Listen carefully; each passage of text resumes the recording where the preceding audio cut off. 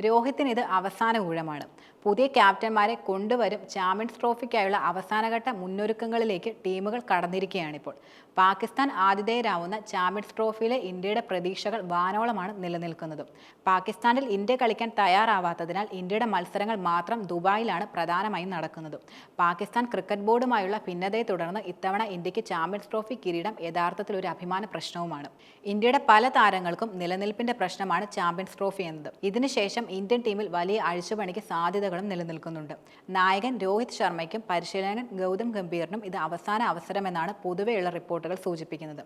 Champions ട്രോഫിക്ക് മുന്നോടിയായി നായകൻ രോഹിത് ശർമ്മയും പരിശീലകൻ ഗൗതം ഗംഭീറുമായി BCCI ചർച്ച നടത്തിയതാണ് റിപ്പോർട്ടുകൾ വ്യക്തമാക്കുന്നത്. ചാമ്പ്യൻസ് ട്രോഫിക്ക് ശേഷം ടെസ്റ്റിലും ഏകദിനത്തിലും ഇന്ത്യക്ക് പുതിയ നായകന്മാർ വേണമെന്നാണ് BCCI കൈക്കൊണ്ടിട്ടുള്ള നിലപാട്.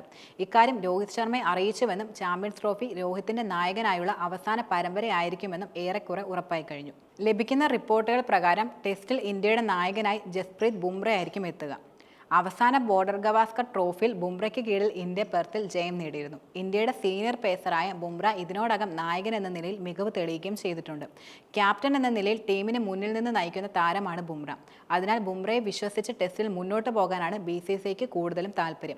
ഋഷഭ് പന്തിനെ ഇന്ത്യ വൈസ് ക്യാപ്റ്റൻ സ്ഥാനത്തേക്ക് പരിഗണിക്കാനും ആലോചിക്കുന്നുണ്ടെന്നാണ് റിപ്പോർട്ടുകൾ സൂചിപ്പിക്കുന്നത്. ചാമ്പ്യൻസ് ട്രോഫിക്ക് ശേഷം ഏകദിനത്തിൽ ഗില്ലിനെ ഇന്ത്യൻ ക്യാപ്റ്റൻ സ്ഥാനത്തേക്ക് കൊണ്ടുവരാനും സാധ്യതയുണ്ട്.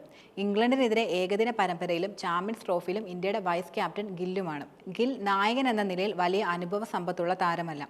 IPLൽ ഗുജറാത്ത് ടൈറ്റൻസിനെ നയിച്ചപ്പോഴും കാര്യമായി പ്രകടനം നടത്താൻ കഴിഞ്ഞിരുന്നുമില്ല. T20യിൽ നിന്ന് വിരമിച്ച രോഹിത് ശർമ്മ ചാമ്പ്യൻസ് ട്രോഫിയുടെ എല്ലാ ഫോർമാറ്റിൽ നിന്നും വിരമിക്കൽ പ്രഖ്യാപിക്കാനാണ് സാധ്യതകൾ കൂടുതലും.